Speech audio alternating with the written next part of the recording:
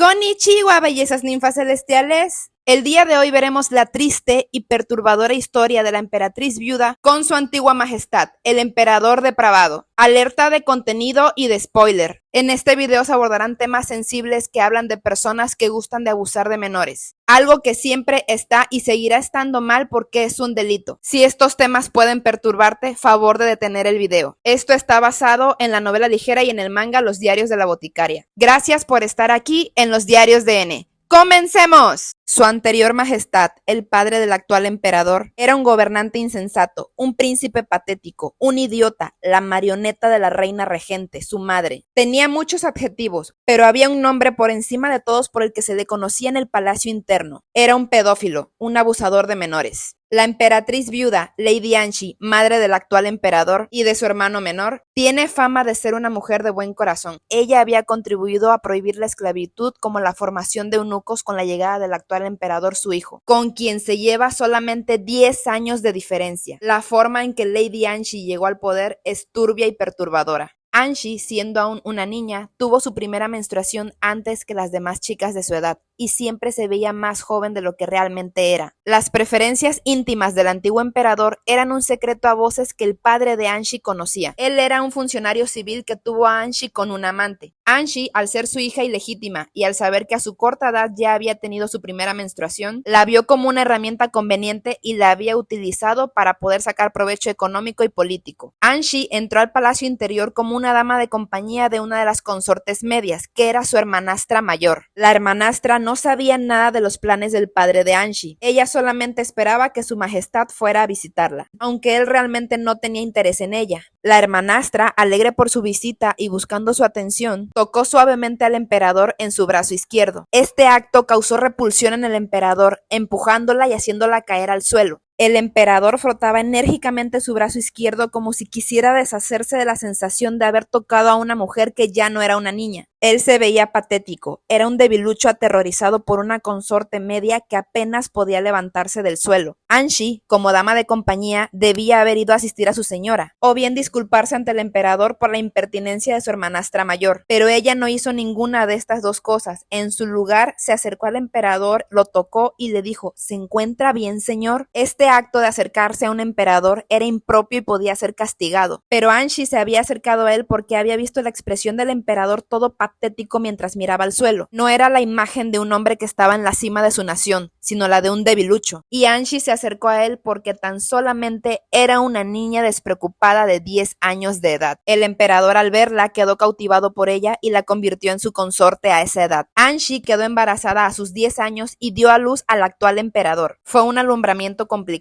Como el canal de parto era muy estrecho y pequeño, ya que ella era una niña en desarrollo, no quedó más remedio que realizarle una cesárea, la cual dejó una cicatriz en su vientre. Y el hombre que había sido convertido en eunuco específicamente para ayudar con este procedimiento era el desafortunado Luomen, el viejo de Mao Mao. Anshi tuvo la suerte de que su hijo había sido un varón y que su abuela, la emperatriz regente, lo había reconocido. Anshi no fue la única niña que llegó al palacio interno con la tarea de atraer el interés de su majestad. Muchas niñas vinieron después de ella, lo que hizo que el palacio interno creciera rápidamente. Esto había amenazado la vida de Anshi muchas veces. En una ocasión el emperador se negó a reconocer a una hija que había nacido de una de sus damas, lo que provocó el destierro tanto de la niña como del funcionario médico que se creía era su padre. Hasta entonces, los funcionarios médicos habían sido los únicos hombres exentos de la castración mientras servían en el palacio interno, pero después de este suceso, se declaró que incluso los médicos tendrían que ser eunucos. A Anshi le dolió saber que por eso el médico Luomen que le había operado del vientre había tenido que ser castrado. Solo una vez el emperador había pintado a Anshi cuando ella todavía era una niña. La afición por la pintura era el pequeño secreto de su antigua majestad.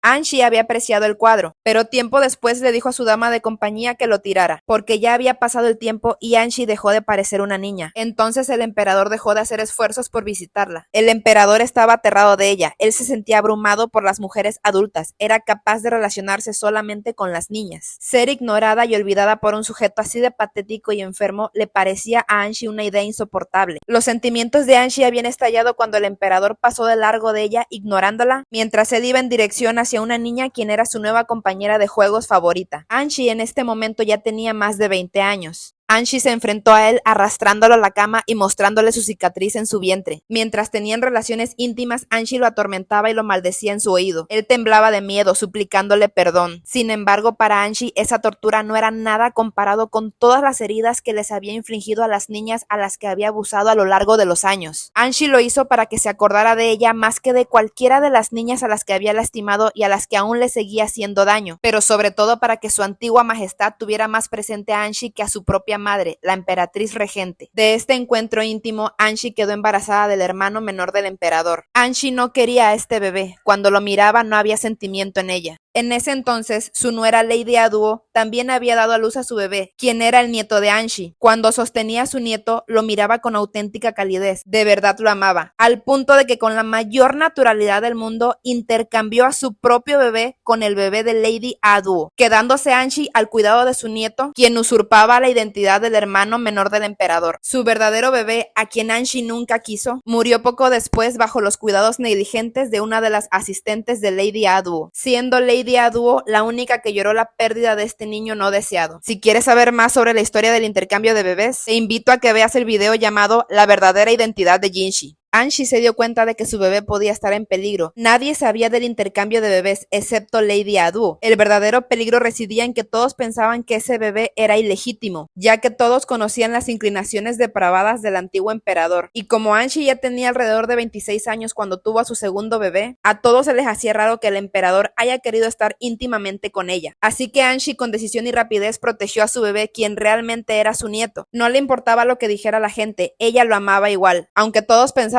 que su bebé era el hermano menor del emperador actual. En este punto, Anshi ya no necesitaba al antiguo emperador, al igual que él ya no la necesitaba a ella. Su antigua majestad era un hombre de carácter débil. Había llegado a ser emperador por eventos fortuitos de la vida, ya que todos sus hermanos mayores habían muerto por una epidemia. Su madre, la emperatriz regente, sabía que su hijo era un gobernante incompetente. Consciente de que él no era apto para el trono, la emperatriz regente consolidó el poder en sus manos. Se había dado a conocer como una emperatriz por derecho propio, y se esforzó en proteger a su hijo. Lo irónico es que sin saberlo, ella le brindó un espacio a su hijo que acabaría lentamente con su vida. Su antigua majestad se había recluido en una habitación en la que se dedicaba a pintar, una afición secreta que él tenía y que no era bien vista por la sociedad dada su posición. Los materiales de pintura de su antigua majestad tenían las cualidades tóxicas del arsénico. Había un tipo de piedra conocida como orpimento que podía ser triturada para producir un llamativo pigmento amarillo conocido como oro de orpimento. A lo largo del tiempo, mientras su antigua majestad pintaba, su cuerpo había absorbido lentamente esa toxina. Antes de morir, el viejo depravado hizo a Lishu su consorte, cuando ella solamente tenía 9 años. Afortunadamente murió antes de intimar con ella. El antiguo emperador alcanzó la edad de 60 años cuando murió. Él murió como si estuviera siguiendo a su madre, quien se había muerto un poco antes que él, que aunque tenía un aspecto vivaz, ya estaba vieja y llena de años. Un año después de haber muerto su antigua majestad, su cuerpo estaba extrañamente bien conservado. La causa era el arsénico, el cual tiene un efecto conservador y evita la putrefacción. Al descubrirse estos misterios gracias a Mao Mao, la emperatriz viuda se dio cuenta de que ella no estaba maldita, dejándola más tranquila.